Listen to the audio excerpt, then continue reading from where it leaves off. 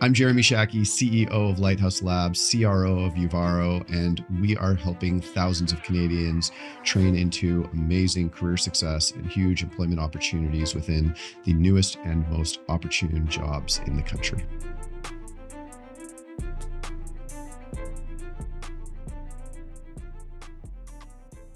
I've been a co-founder of Lighthouse Labs for 11 years, going through the starting point of just boot camps, helping people become web developers in 8-week programs, to building a full gamut of technical trainings that are all trying to identify tech gaps in jobs and companies and finding ways to get tons of different Canadians into those positions through immersive, hands-on learning with very intentional learners. Well, what we see as an opportunity is the same thing as everybody else sees as a problem. Jobs are changing. The job market is more challenging. AI is adjusting the way we do jobs every day, as are a bunch of other technologies and automations. And what we really need to be doing is finding ways of going through faster form training that help Canadians not just keep their jobs, but thrive in new areas and new opportunities, and really bring a whole new significant value into the workplace. For the past 10 years, one of the best opportunities in reskilling was reskilling people into technology jobs. And there was such a need of jobs that boot camps like Lighthouse Labs were able to train people with almost a guarantee of job at the other end, which for your regular average job seeker is a really good outcome. I know I can take this training and I can get a job. Where things are getting really confusing and challenging at this point is as automation and AI and all this stuff is changing up the nature of jobs, upskilling becomes something that's a little bit less tangible. What is the outcome I gain by taking this course and learning? Do I get a salary raise? Do I get a promotion? What am I doing?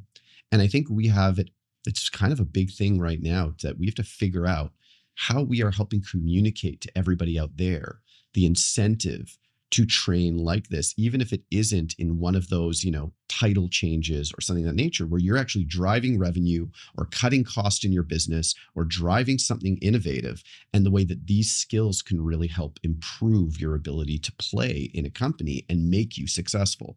That's the challenge that we're at right now, because every company is dealing with some level of risk in hiring, building, pivoting, and trying to grow that they weren't dealing with a few years ago. And so what we really need to do is help the average Canadian, the average employee, understand the value of picking up on skills that are going to be really critical and important, and where their part is in playing in a company that is trying to go through a very challenging market. I think Canada has been investing heavily in becoming a global powerhouse when it comes to technology.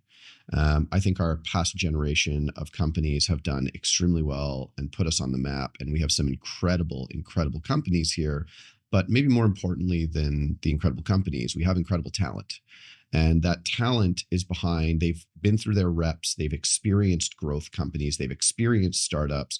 And where we really need to go now is, as a country, we need to get our funding mechanisms in place. We need to figure out how we're getting capital investment, and we need to think about where our strategic advantages are in the technology sector, because every company is a technology company. That's not really a question anymore, but we have to figure out where our procurement can be, where our impact of IP can be, and where our research is really leading to our own domestic advantages, where domestic buyers are taking on our technology pieces, and where those advantages will give us an opportunity to resell that technology and put it in place internationally and globally.